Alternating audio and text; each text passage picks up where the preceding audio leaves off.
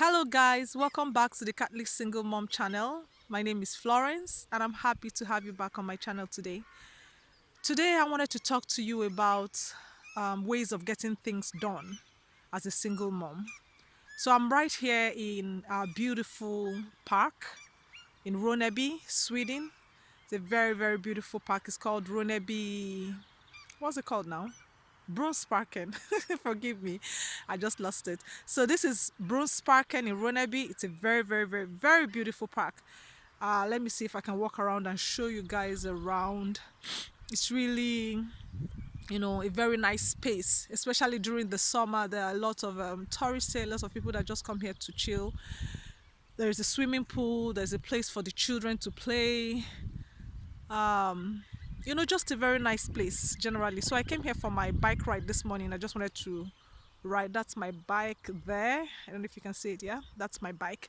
So, but I wanted to talk to you this morning about how to get things done.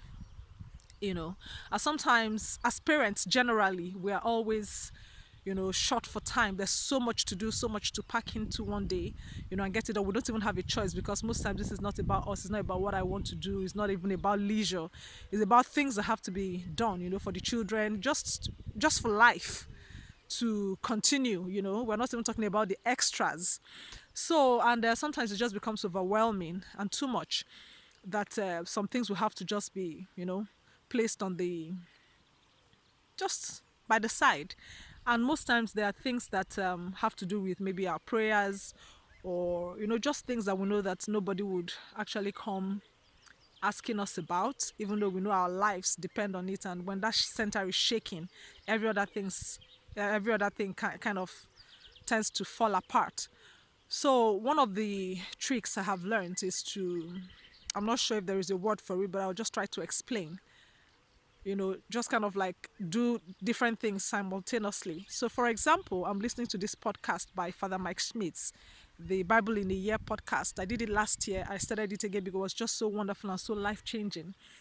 And sometimes I find out that my day is so packed full that I'm not really able to give the time or the quality time, the kind of quality time I need to give to studying the scriptures. Like I can't really sit down for long. I get so distracted. Once I wake up in the morning, there's this whole list of, things I have to do. So I have to find ways to incorporate this, these important things in my life, like my prayers, my Bible reading. So just this morning as I was coming out to do my bike ride.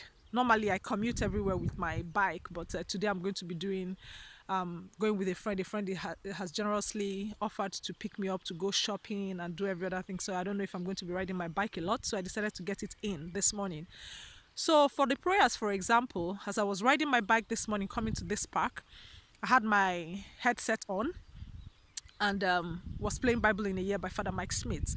So by so doing, before I get home, I would have listened to the podcast and gotten that done. And I try to stay present when I'm listening to it. It's easy to get distracted, but it doesn't really matter where you are, whether you're outside or inside, you could still get distracted. So it's a practice, practicing staying present in whatever you're doing, which I'm still working on. So that's one tip, to try to incorporate what you can into other activities. So I'm getting my exercise in and I'm getting the podcast in. Before I came out I was able to say one mystery, my joyful mystery, the joyful mystery of the rosary. So the 5 joyful mysteries. My phone was down and I knew I wanted to listen to the podcast.